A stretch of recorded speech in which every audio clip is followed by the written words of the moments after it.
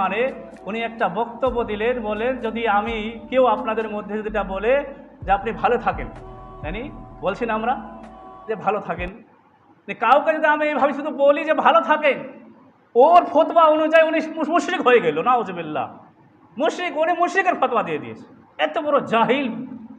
এই কথাটা বলার পরে এনে শিরক ওনাদের মধ্যে এতটা হালকা হয়ে গেছে যে কোথায় কোথায় শিরক বের করছে। তো বিরাদারের মিল্লাতে এসে তো এরকম আলিমদের থেকে দূরে থাকতে হবে, নাহলে ঈমান আমার আমল বরবাদ হয়ে যাবে। আপনি নিজেই ভাবেন এই কথাটাতে শিরক হয়ে যাবে। যদি আপনি কাকে বলেন আপনি ভালো থাকেন, এই কথাটা যখন বলেন তার শিরক মুশরিক হয়ে যায়। মুশরিক জানেন, শিরক জানে কাকে বলে, কি ফতোয়া লাগিয়েছে, অর্থাৎ মুসলমান থেকে আপনি খারিজ হয়ে গেলেন, মানে গায়র মুসলিম হয়ে গেলেন, গায়র মুসলিম হয়ে গেলেন। এই কথাটা বলাতেই উনি ওর ফতোয়া অনুযায়ী ওই ব্যক্তিটা মুসলমান থেকে খারিজ। কমসম ব্যাপার। তো বিরাদার মিল্লাতে ইসলামিয়া সোশ্যাল মিডিয়াতে অনেক খুরাফাত আছে। তবে বিরাদার মিল্লাতে ইসলাম আপনি যদি যাচাই করতে চান, কোনো জিনিস ইয়াদ করবেন তো কোনো আলিম উলামা থেকে আপনি জিজ্ঞাসা করে নেন যে এইগুলো জিনিস আমি ইয়াদ করেছি বা এরকম শিখেছি, এটা ঠিক না কিনা। যাই হোক বিরাদার মিল্লাতে ইসলাম।